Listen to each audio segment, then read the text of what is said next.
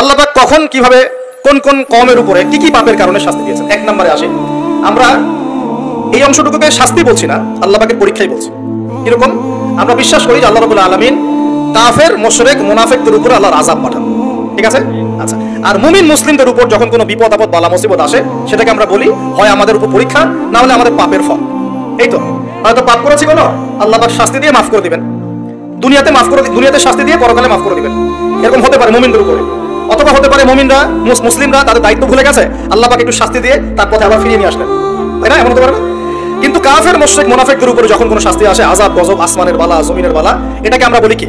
আল্লাহর পক্ষ থেকে গজব। আচ্ছা, এখন সর্বপ্রথম যে বিষয়টা শুরু হয়েছে মহাবিশ্বে, সেটা হলো আদম আলাইহিস সালামকে জান্নাত থেকে নামিয়ে দেয়া, ঠিক আছে? ইতিহাস শুরু হচ্ছে কোথা থেকে? ওইখান থেকে। আল্লাহ পাক তাকে সৃষ্টি করেছেন, নাম শিক্ষা দিয়েছেন, ফেরেশতাদেরকে দিয়ে সেজদা করিয়েছেন, সবাই সেজদা করেছে, কে করে নাই? ইবলিস। এরপর আল্লাহ পাক তাকে জান্নাতে রেখেছেন, তার পাঁজর থেকে হাওয়া আলাইহিস সালামকে সৃষ্টি করেছেন, করে বলেছেন তোমরা জান্নাতে থাকো, যা ইচ্ছা খাও, ওয়ালা তাকরাবা হাযিহিশ শাজারা, এই গাছের কাছেও যেও না, এই গাছের কাছেও যেও না, মানে এই বাঁশের কাছেও এসো না, যেমন কথা এরকম, আর বাঁশ ক্রস করে আসবে এমন না, কাছেও আসবে না, ধার কাছেও আসবে না। আচ্ছা, এবার ইবলিস ওয়াসওয়াসা দিয়ে গেল যে আমি কি তোমাদেরকে এমন গাছের কথা বলে দিব যে গাছের ফল খেলে তোমরা চিরস্থায়িত্ব জীবন লাভ করবে এবং ক্ষমতা লাভ করবে, কখনো মরবে না। এক পর্যায়ে আমাদের পিতামাতা ডিসিভড হয়ে গেলেন, তারা ফল খেয়ে ফেলেন। এর ফলশ্রুতিতে তাদের গায়ের কাপড় খুলে পড়ে গেল।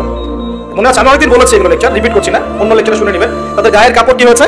খুলে পড়ে গেছে। আমাদের পিতামাতাকে কে নগ্ন করে দিল?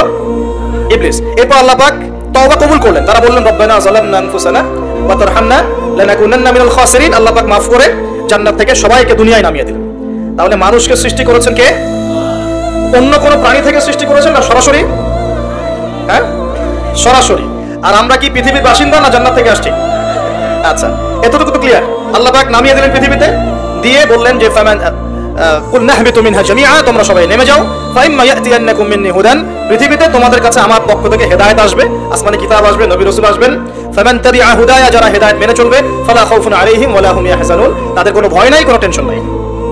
ওয়াল্লাযীনা কাফারু ওয়া কাযযাবু বিআয়াতিনা, যারা দুনিয়াতে আমার আয়াতগুলোকে মিথ্যা প্রতিপন্ন করবে, অস্বীকার করবে, কুফরি করবে, ফাউলাইকা আসহাবুন নার, এরা হবে জাহান্নামের অধিবাসী, হুম ফিহা খালিদুন, তারা সেখানে চিরস্থায়ী হবে। কার সাথে? ইবলিসের সাথে।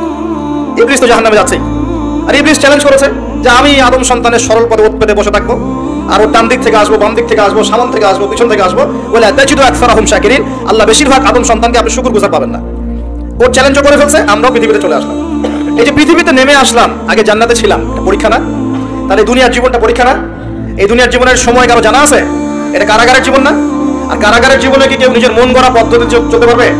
কারাগারে কেউ নিজের মনের মতো চলতে পারে না? একটা রুটিন থাকে, তার বাইরে যেতে পারে না। কোনটা? এই দুনিয়ার জীবনকে নবীজি বলেন নাই যে দুনিয়া সিজনুল লিল মুমিন, দুনিয়া হচ্ছে মুমিনদের জন্য জেলখানা, কারাগার, ওয়াল জান্নাতুল লিল কাফির, কাফিরদের জন্য কি জান্নাত। তাহলে এখন দেখেন তো, এই কারাগারে বসে যে আমরা বেনামাজি বসে আছি, কারাগারের জীবনে বসে আমরা যে সুদ খাচ্ছি, কারাগারের জীবনে বসেই জিনা করতেছে, কারাগারের জীবনে বসেই যে অশ্লীলতা, ফাহেসা, ব্লু ফিল্মস এগুলো দেখতেছে, কারাগারের জীবনে বসে মাদক খাচ্ছে, কারাগারের জীবনে বসে, যে কারাগারের মালিক আল্লাহ, সেখানে বসে আল্লাহ দ্রোহিতা করতেছে, করে না? তার কাজটা কি ঠিক হচ্ছে? আল্লাহ পাক আমাদেরকে দুনিয়ার জীবনের মর্ম বোঝার তৌফিক দান। আচ্ছা, এবার আসেন এই জীবনটা কেন? লিয়াবলুয়াকুম আইয়ুকুম আহসানু আমালা। আল্লাহ বলছেন এই পৃথিবীর জীবনটা একটা উদ্দেশ্য দিয়েছে, একটা উদ্দেশ্য। আল্লাহ পাক দেখতে চান তোমাদের মধ্যে আমলে ভালো কে। আল্লাহ পাক দেখতে চান না আমাদের মধ্যে গতানুগতিক আমলে কে, এভারেজ মুসলিম। আল্লাহ এভারেজ দেখতে চান না, আল্লাহ দেখতে চান লিয়াবলুয়াকুম আইয়ুকুম আহসানু আমালা। হাসানের সুপারলেটিভ ফর্ম হচ্ছে আহসান। যেমন কবির মানে বড়, আকবার মানে হচ্ছে সবচেয়ে বড়। আমরা বলি আল্লাহু আকবার, আমরা আকবার শব্দ ইউজ করি। এখানে হাসান না বলে আল্লাহ বলছেন আহসান। আল্লাহ দেখতে চান আমলে আমাদের মধ্যে শ্রেষ্ঠটা কি, মানে কে গতানুগতিক মুসলিম, এটা আল্লাহ দেখতে চান না। আল্লাহ দেখতে চান আমাদের মধ্যে বেটার কে, বেস্ট কে। কথা বুঝতে পারছেন না? আচ্ছা, এখন বেস্ট হতে হলে কি করতে হবে? গতানুগতিক চললেই হবে না, একটু বেশি এফোর্ট দেওয়া লাগবে। এই জন্য নামাজ, রোজা, হজ, যাকাত, পর্দা, পরিবার, ইসলাম, হ্যাঁ, ইসলামের জন্য দাওয়াতি কাজ করা, ইসলাম প্রতিষ্ঠার চেষ্টা করা, এগুলো না করলে কি বেস্ট হওয়া যাবে? বেস্ট হওয়া যাবে? খালি জুমায় নামাজ পড়লে, ঈদে নামাজ পড়লে, তারাবি নামাজ পড়লে হবে?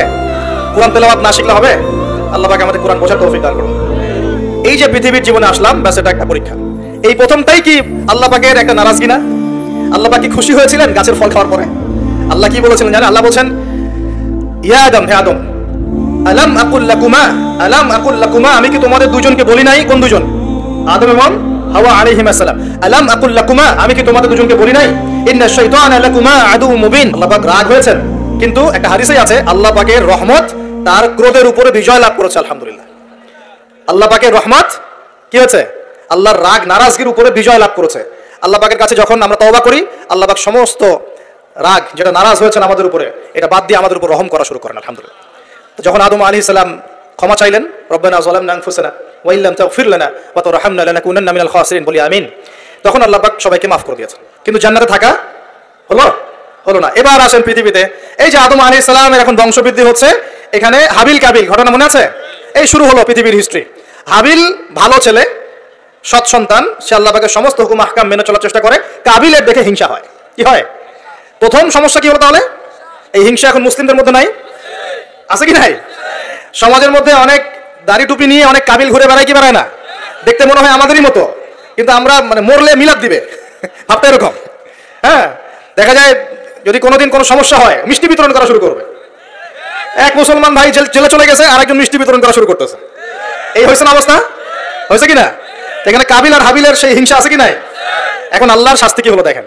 এবার কাবিল তো হাবিলকে হত্যা করে ফেললো, ব্যাস আল্লাহ রাব্বুল আলামিন কাককে পাঠালেন। কাকে? কাক এসে ঠোঁট দিয়ে মাটি খুঁড়ে খুঁড়ে খুঁড়ে দেখাচ্ছে কিভাবে হাবিলকে দাফন করবে। বেচারা কাবিলের জানা নাই কিভাবে ভাইকে এখন দাফন করবো। ওই কাকের কাছ থেকে শিখতে হলো যে কিভাবে মৃত ভাইকে দাফন করতে হয়। সুবহানাল্লাহ। এখন দেখেন ওই কাক খুব প্রাচীন প্রাণী, কিন্তু কাক হচ্ছে একটা প্রাচীন সৃষ্টি আল্লাহ পাকের। আল্লাহ কাককে পাঠিয়ে দিয়েছেন, দিয়ে মাটি খুঁড়ে দেখিয়েছেন যে দেখো এইভাবে কি করতে হয়, দাফন করতে হয়। একটা কাক যদি মারেন দেখবেন পুরো এলাকার কাক এসে জড়ো হয়ে গেছে। দেখছেন? কাক কিন্তু ইতিহাসের প্রথম খুনাখুনি সাক্ষী। কাক, বুঝতে পারছেন মনে হয়? মানব সৃষ্টির ইতিহাসের প্রথম যে খুনাখুনি, ভাইয়ে ভাই যে মারামারি, এই খুনাখুনির প্রথম সাক্ষীকে কাক। চিন্তা করেন। আল্লাহ আমাদেরকে প্রকৃতি থেকে শেখার তৌফিক দান করুন। কাক নিজের ভাইয়ের গোশত খায় না? খায়। এখন মুসলমানের গোশত খায়। এক মুসলমান বিপদে পড়লে অন্যটা মিষ্টি বিতরণ করা শুরু করে।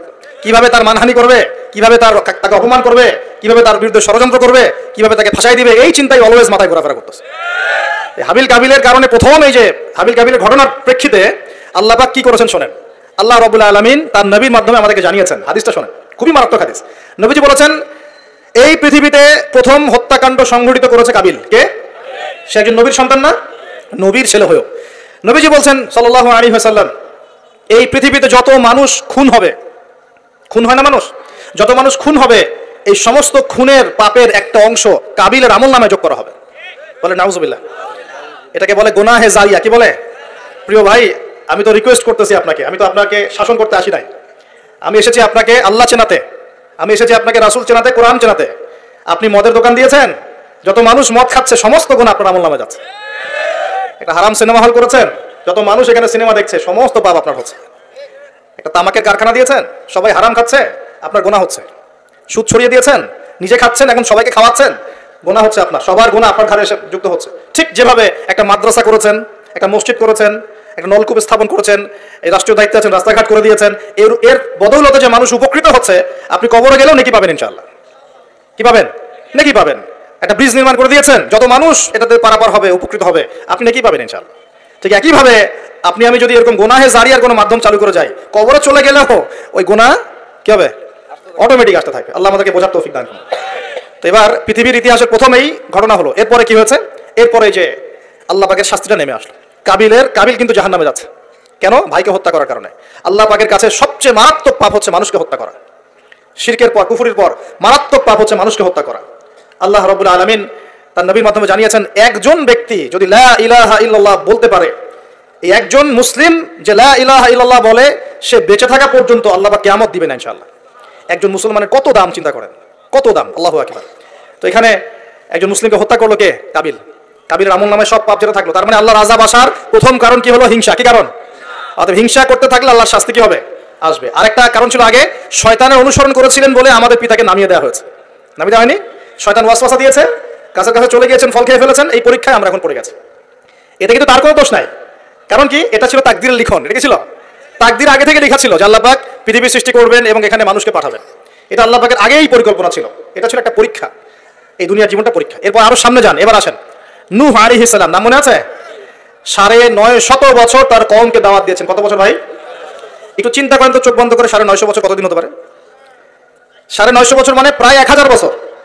প্রায় 1000 বছর তিনি তার কওমকে দাওয়াত দিয়েছেন। কিভাবে? আমাদের মতো ওয়াজ মাহফিল না, দাওয়াত দিয়েছেন। তিনি বলছেন, ইন্নী দাআউতু কওমি লাইলা ওয়া নাহারা। আল্লাহ, আমি আমার কওমকে দাওয়াত দিয়েছি দিন রাত 24 ঘন্টা।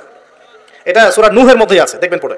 ওয়ালাম ইয়াজিদহুম দুআই ইল্লা ফিরারা, আমার দাওয়াত শুনে এরা খালি পালিয়ে গেছে আমার থেকে, কাছে আসে না, খালি পালিয়ে গেছে। কান বন্ধ করে ফেলতো, কাপড় দিয়ে মাথা ঢেকে ফেলতো, আর আমাকে বলতো পাগল। কি বলতো? পাগল। নূহ আলাইহিস সালামকে আল্লাহ পাক তারপরে বললেন, তুমি একটা কাজ করো, তুমি নৌকা নির্মাণ করো। কি করো?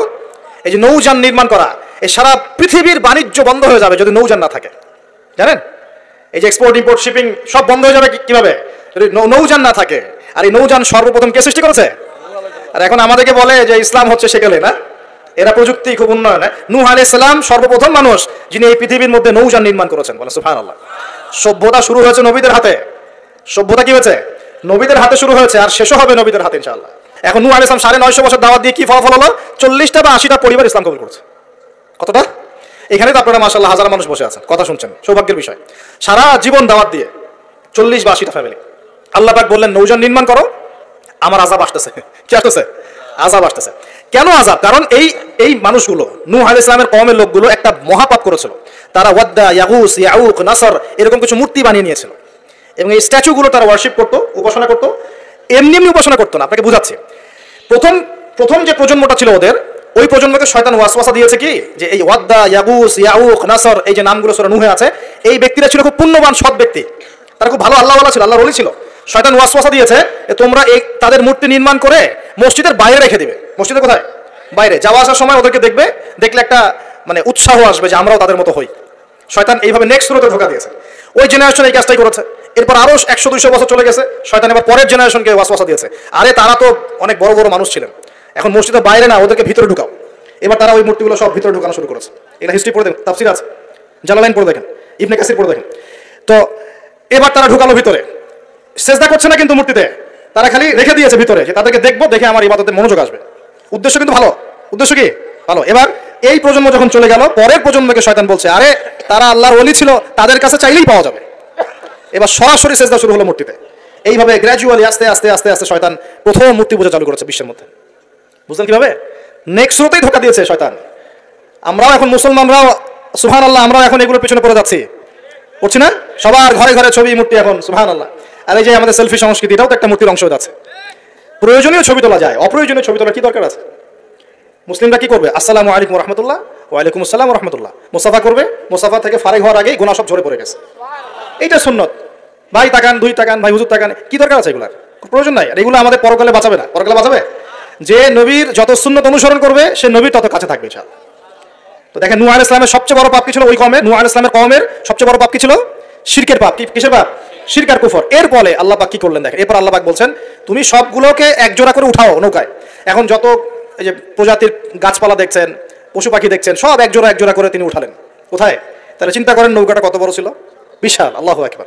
সব একজোড়া করে উঠালেন। এরপর আল্লাহ রাব্বুল আলামিন বলছেন যে ওয়াফারাত নূর, একদম মাটি ফেটে থলথল করে পানি বের হওয়া শুরু হলো, আসমান থেকে প্রবল বৃষ্টি বর্ষণ শুরু হলো। আল্লাহ সূরা হুদের মধ্যে বলছেন যে বৃষ্টির ফলে স্রোতগুলো এত উঁচু ছিল যে পাহাড়ের উপর দিয়ে উঠে যাচ্ছিল স্রোতগুলো, পাহাড়ের উপর দিয়ে পানির স্রোত যাচ্ছে। আর এই সময় নূহ আলাইহিস সালামের ছেলে, এক ছেলে, তার 4 ছেলে ছিল। কয় ছেলে?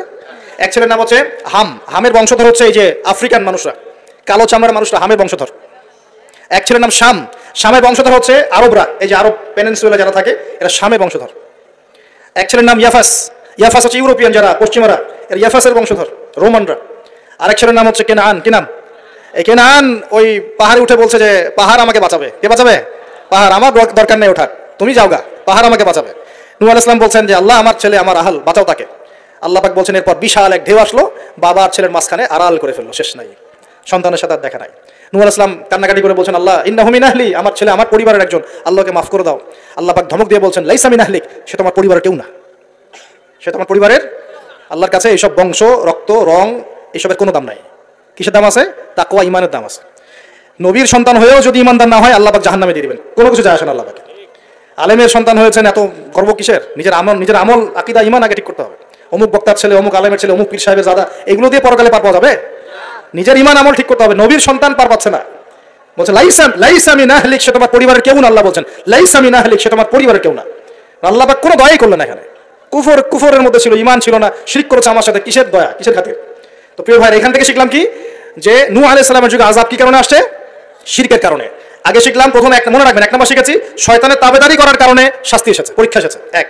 2 নম্বর 2 নম্বর হচ্ছে হিংসা, গুড, হিংসা বিদ্বেষের কারণে কি হয়েছে? আল্লাহ পাকের শাস্তি চলে আসছে। 3 নম্বর এই যে শিরকের পাপের কারণে কি হয়েছে? আল্লাহর শাস্তি, গজব চলে আসে। আরো সামনে যান, আমি একটু শর্টে শেষ করবো ইনশাআল্লাহ। আরো সামনে যান, এবার আসে আদ জাতি। কি নাম? আদ জাতির লোকের অনেক লম্বা চওড়া, এক একজনের দেহের এমন কাঠামো যে পাহাড় কেটে কেটে বাড়ি নির্মাণ করতে পারে। আমরা তো এখন ছোট না সাইজে, এখন এগুলো মানুষের কাছে মনে হয় যে রূপকথা, আসলে রূপকথা নয় এগুলা। কোরআন বলেছে ওরা এমন শক্তিশালী ছিল, তারা বলতো মান আশাদ্দু মিন্না কুওয়া, কে আছে আমাদের চেয়ে বড় শক্তিশালী। এবার হুদ আলাইহিস সালামকে পাঠানো হলো এদের মধ্যে হেদায়েতের বাণী নিয়ে।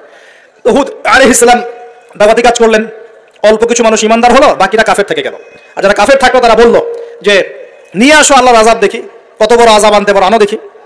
আল্লাহ রাব্বুল আলামিন তাদের ব্যাপারে বলেছেন যে ওয়াম্মা আদুন, এবং আদ জাতির ক্ষেত্রে ফাহলাকনা বিরিহিন সরসরিন আতিয়া, প্রচন্ড ঘূর্ণিঝড় বাতাস দিয়ে ওদেরকে আমি উপরে ফেলে দিলাম। সুবহানাল্লাহ, মাত্র 6 দিন 7 রাত বাতাস প্রবাহিত হয়েছে, ঘূর্ণিঝড় বাতাস, এই ঝড় দিয়ে আল্লাহ পাক আদ জাতিকে উপরে ফেলে দিয়েছেন। আল্লাহ বলছেন ওরা বাড়ির সামনে এমন করে পড়েছিল যেন মনে হচ্ছে যে ওই যে গাছের ডাল পড়ে থাকলে যেমন হয় না, খেজুর গাছের ডাল, ওই রকম করে পড়েছিল। বিশাল শক্তিধারী। কি অপরাধ ছিল ওদের? মান আশাদ্দু মিন্না কুওয়া, আমাদের চেয়ে শক্তিশালী আর কে আছে? এই যে অহংকার, কিটা এটা কি অহংকার, বিগাইরি হক, অন্যায়ভাবে অহংকার প্রদর্শন করা। আর শিরক কুফর তো ছিলই, ওটা তো ছিলই, পাশাপাশি এক্সট্রা অপরাধ ছিল অহংকার করা। আরেকটা কাজ করতো ওরা অহেতুক বিভিন্ন কনস্ট্রাকশন নির্মাণ করতো, অহেতুক পাহাড় কেটে ওইটা, এটা কেটে ওইটা, মানে বিভিন্ন সৌধ ভাস্কর্যরা নির্মাণ করা শুরু করতো, অহেতুক কোনো কাজ না, অপচয়। এই অপচয় ছিল ওদের একটা পাপ। এই পাপের কারণে আল্লাহ পাক আদ জাতিকে একটা সমূলে উৎপত্তি করে ফেলেছে, শেষ। এরপরে আসলো সামুদ জাতি, ওই জাতিকে আল্লাহ পাক পাঠালেন ওখানে সালেহ আলাইহিস সালাম। সালেহ আলাইহিস সালাম সেখানে গিয়ে দাওয়াত দিলেন। আল্লাহ পাক দোয়া কবুল করে একটা উটনি পাঠিয়েছেন। এই উটনিটা তোমাদের জন্য বরকতময়, ওকে টাচ করবে না, ও থাকলে তোমাদের মধ্যে রিজিক প্রশস্ত হবে, তোমরা ভালো থাকবে। এখন ওখানকার মধ্যে এক নেতা, সে গিয়ে ওই উটনিটাকে জবাই করে খেয়ে ফেলছে।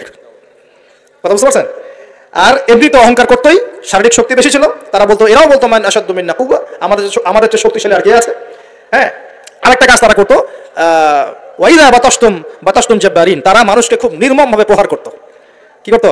ওই যে মারামারি করে না এখন মানুষ, নির্মমভাবে মানুষকে মারে না, হকি স্টিক দিয়ে এইখানে সেইখানে, কোনো ক্ষেত্রে রিমান্ডে কি মাইটটা মারা হয় না?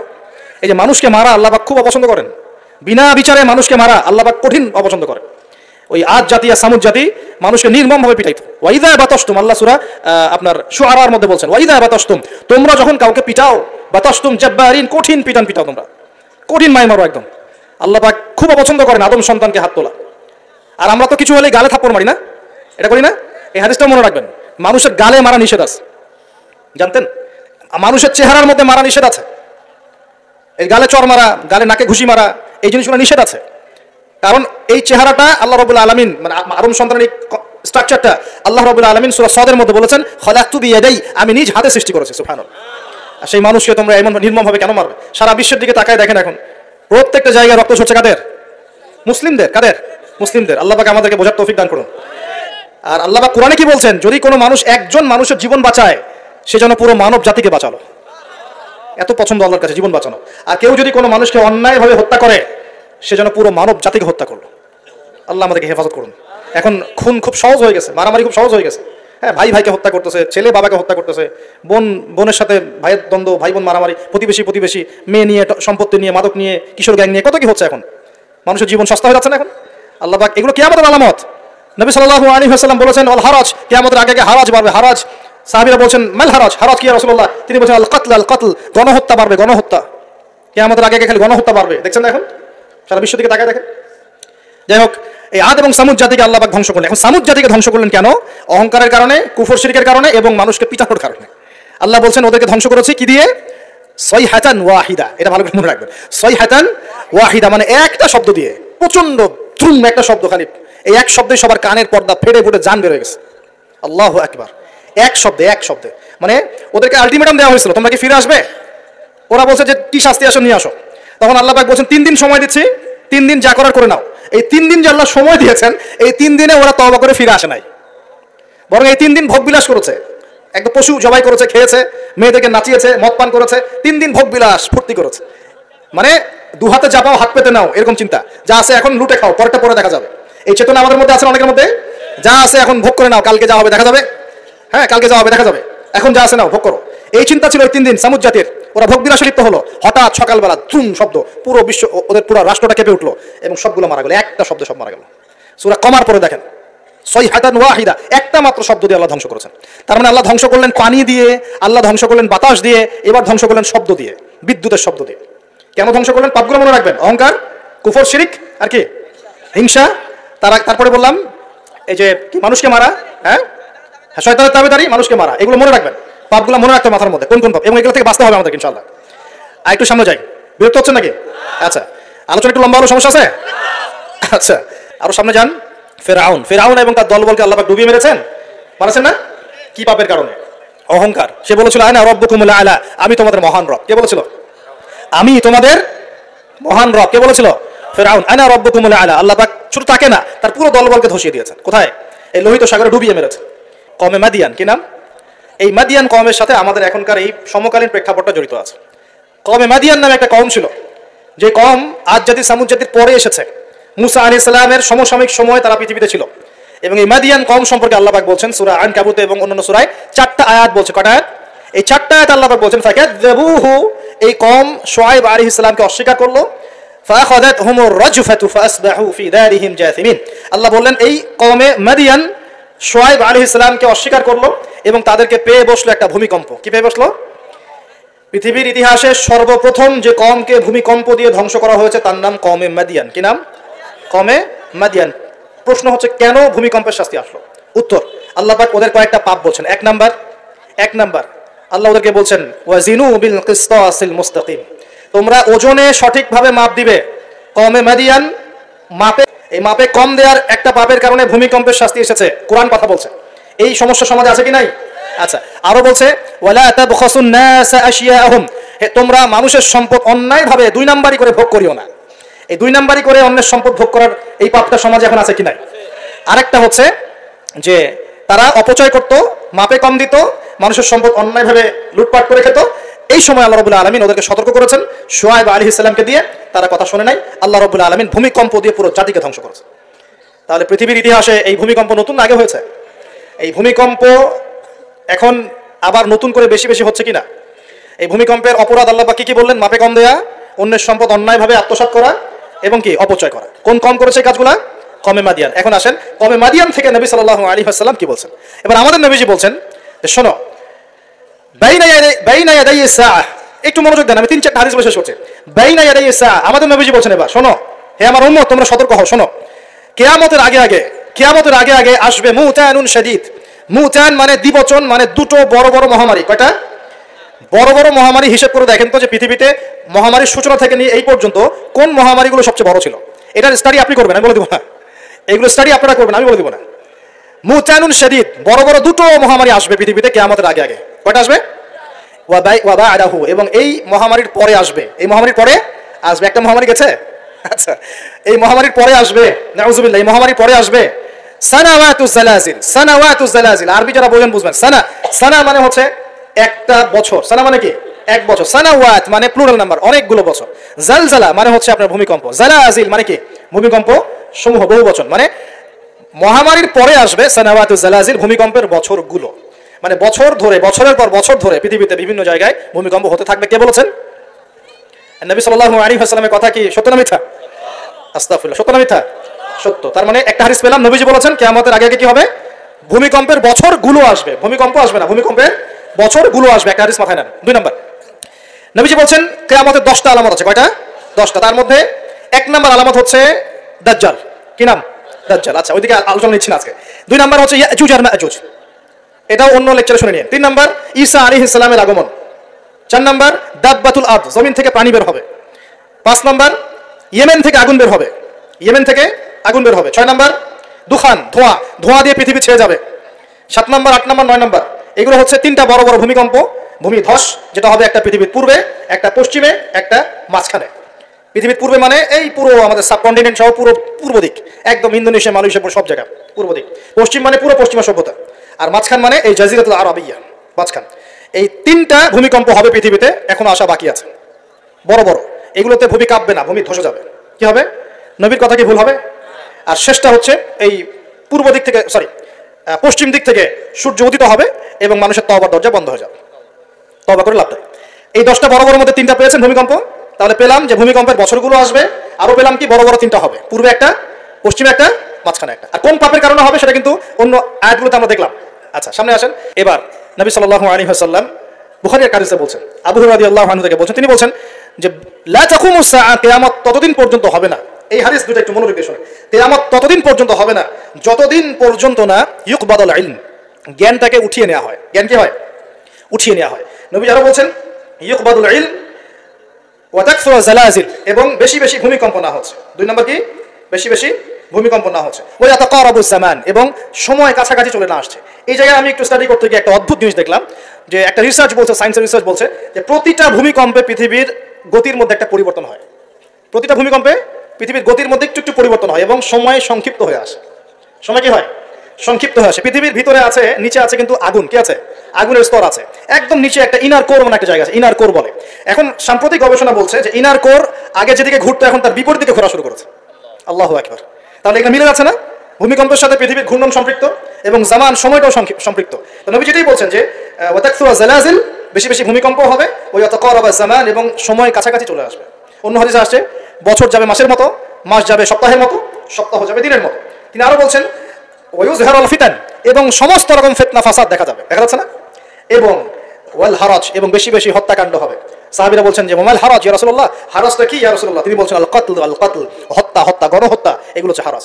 এবং তোমাদের ধন সম্পদ বাড়তে থাকবে, ফায়াফিদু, ধন সম্পদ উপচে পড়বে। এখন এখানেও পেলাম যে ভূমিকম্প কিয়ামতের অন্যতম কি আলামত।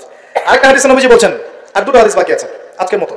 নবীজি বলছেন, এই হাদিসটা আসছে ইবনে মাজাহ, এটার হাদিস নাম্বার 4020 নম্বর হাদিস। নবীজি বলছেন যে লা ইয়াশরাবান্না নাস মিন উম্মতি আল খামর, আমার উম্মতের, ভালো করে শোনেন যুবকরা, ভালো করে শোনো, আমার উম্মতের মানুষ, এক শ্রেণীর মানুষ মাদক দ্রব্য পান করবে।